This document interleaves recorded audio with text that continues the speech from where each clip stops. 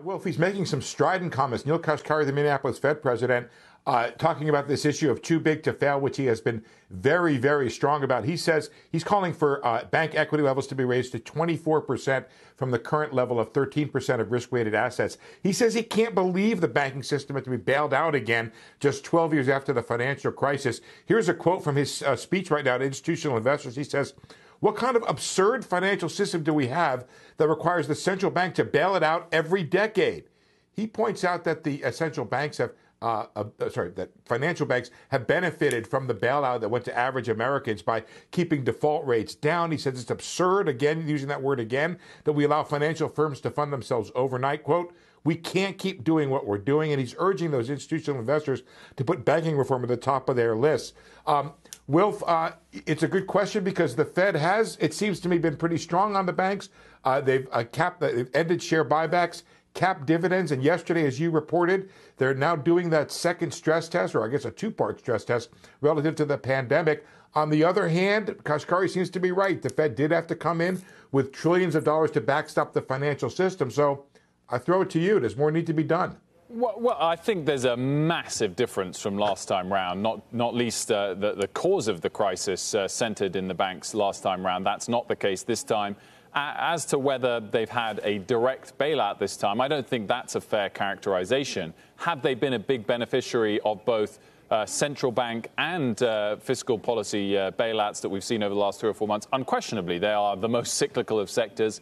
If we'd seen more bankruptcies, if we'd seen markets go more haywire, they would have suffered. But I think to go as far as conclude that they've been bailed out this time, you would need to have been certain that the banks were going to go bankrupt themselves without the action we've seen. And I don't think you can prove that counterfactual as we stand. And I don't know. I guess if you wanted to suggest sectors have received unfair treatment, banks wouldn't be, or too much generous treatment, banks wouldn't top that list this time in a way that perhaps they did last time.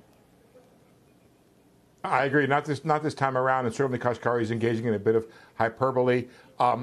And I think the broader question as to whether or not the financial system as a whole needs to be reformed, I think that's fair enough. The idea of overnight funding of different institutions engage in, the idea that the Fed had to backstop commercial paper, had to backstop the municipal bond market, all of these different aspects with trillions of dollars again, does raise the question, hey, let's go back at the financial system and figure out a way that when we have some kind of shock, we don't have to do a major infusion of Federal Reserve money. Thing I'd just quickly add, Steve, is I'm not sure that now would be the time to force the banks to hold a lot more capital either way. I'm sure as we get into next year, we're going to want to see the banks lending more. Lending safely, of course, but we're going to want the capital to get out in the economy. You should read the speech, Wilf. Well, yeah, you haven't given me I don't want to cut you off, but you should read the speech. Well, Kashkari, he addresses that very point. He says, if you were constrained by equity from lending, why are you buying back so many shares? Well, that's a different argument. That's his point. He makes a very I don't disagree with him on that. I think the argument about buybacks is legitimate, but it's separate, I would argue, to forcing them to hold more capital or suggesting that they have been bailed out and therefore deserve to be punished for it this time around.